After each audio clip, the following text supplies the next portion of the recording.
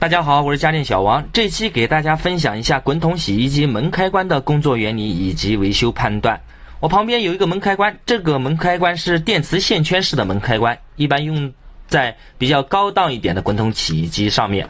我画了一张这个门开关的电路图带大家看一下，这是一角、二角、三角，对应着这个门开关就是这角、一角、二角、三角。当洗衣机插上电，那么洗衣机插头的火线直接就到了这边的一角。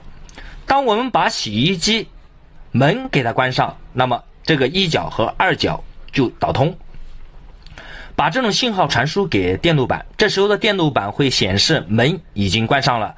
当洗衣机洗涤过程整个完毕，那么这根零线呢会通过电路板继电器吸合，形成一个回路，也就是从这边到这边形成一个回路。当形成回路以后，这个一角和二角就处于断开的状态，这时候门我们就可以给它打开了。我现在把这个门开关给它拆开，洗衣机门开关我现在已经拆开，这是一角，这是二角，这是三角，这地方还有一个触点，这个是电磁线圈。当我们把洗衣机电源给它插上，电源火线分成两路，一路就到了一角，另一路到了电路板火线输入。当洗衣机门没有关着的状态，那么它的一角和二角就处于断开的状态。现在这个门开关就处于断开的状态，我测量一下一角和二角应该处于断开的状态，也就是不导通，看到没有？一角二角不导通。当我们把洗衣机的门给它关上，我演示一下洗衣机的门关上的状态，也就是把这个给它弄开，这个上来。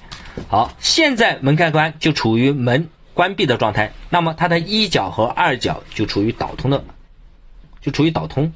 测量一下一二角，看到没有？一角和二角处于导通，然后这种信号传输给电路板，通过这根红线，然后同时把火线输入到电路板继电器的输入端。这个输入端包括进水阀、排水泵以及串联电机、继电器的输入角。当洗衣机洗涤完毕，电路板的继电器吸合，这个继电器吸合它是一瞬间的，接通零线，也就相当于这个电磁线圈得到一个220伏的电压，然后会断开一角和二角。我现在把这个门开关给它通上电，大家看一下。我现在插电带大家看一下，大家看到没有？现在一角和二角那么就处于断开的状态，也就是这两角处于断开的状态。综合上面，我们就可以判断出门开关在什么情况下是好的，在什么情况下是坏的。当我们把门开关给它拆掉，首先量一下它的一角和二角，这个时候应该处于断开的状态。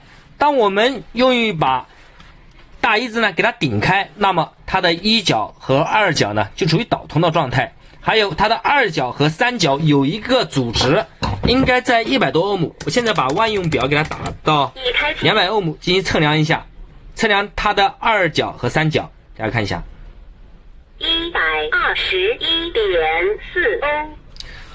二角和三角有一个阻值在100多欧姆，这三点只要有一点没有达到，那么说明这个门开关就是坏的。哪三点？第一点，当我们把门开关给它取掉，测量一下它的一角和二角，那么应该处于断开的状态。当我们把门给它关上，我们可以用一个一字在这边给它弄一下，让这个门开关处于门关着的状态，再测量它的一角和二角应该处于导通的状态。第三点，我们可以用万用表测量一下它的二角和三角，二角和三角有一个阻值，这个阻值在100多欧姆，这个阻值就是这个线圈的阻值。如果这三点没有达到，那说明这个门开关就是有问题的。好了，今天这个视频我就分享到这里，希望大家喜欢。喜欢的话请点个关注、转发、评论，也希望这个视频对大家有所帮助。我是家电小王，我只说重点，再见。